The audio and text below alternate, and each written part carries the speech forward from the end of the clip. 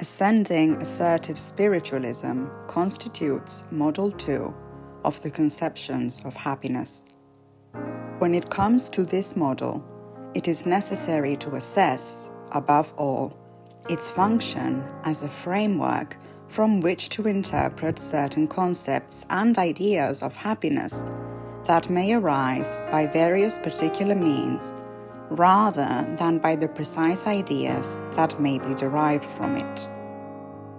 The first thing to keep in mind in relation to this model is that it presupposes the existence of a previous descending phase in which happiness does not, however, occupy a defined place. Indeed, this place will be occupied in the ascending phase, where we would witness a recovery of the original state, obviously of a mythological nature.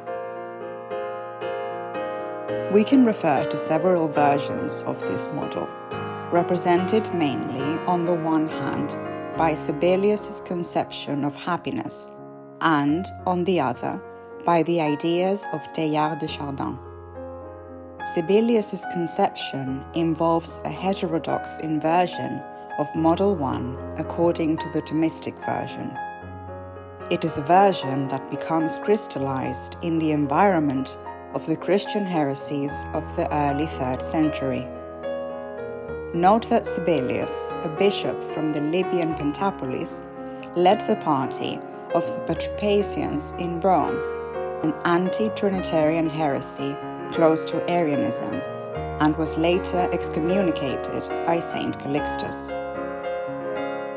Subsequently, his doctrines would be renewed in the doctrine of Marcellus, Martialism, and continued in confluence with Arianism through the centuries, reaching even Hegel. To coordinate the Sibelian conception with the scheme of ascending assertive spiritualism, we will rely on the version of Pseudo-Athanasius. The teachings of Sibelius suppose an original and primitive monad of a spiritual nature. Gustavo Bueno, The Happiness Delusion, page 232. In an embryonic state that could well be coordinated with a situation of affliction. This monad will develop successively according to the historical triad, Father, Son, Holy Spirit. From these assumptions, the development of the monad would entail its conversion as a consequence of the increase in its extension into what it previously was not. The attainment of happiness would have to be seen when, in the process of development of the three persons, Father, Son, and finally Holy Spirit, individuals reach salvation. Note, however, that according to this conception, happiness is carried into the future, the time of the resurrection of the flesh. The other version of ascending spiritualism would be represented by the ideas of Father Teilhard de Chardin.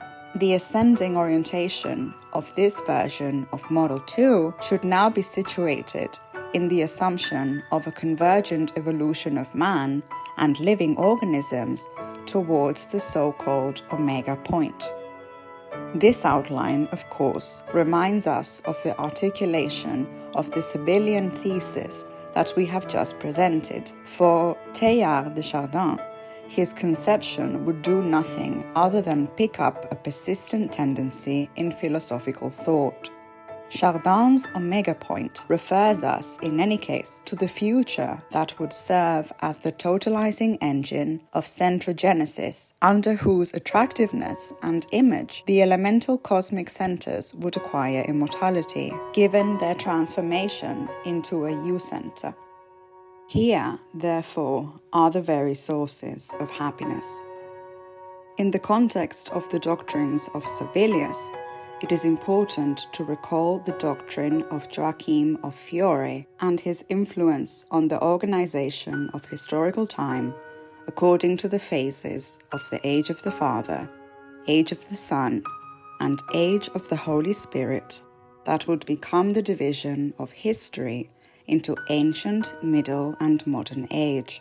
This is a division that Lessing will employ in his idea of the education of mankind, which in turn influenced the ideas of the Saint-Simonian socialist.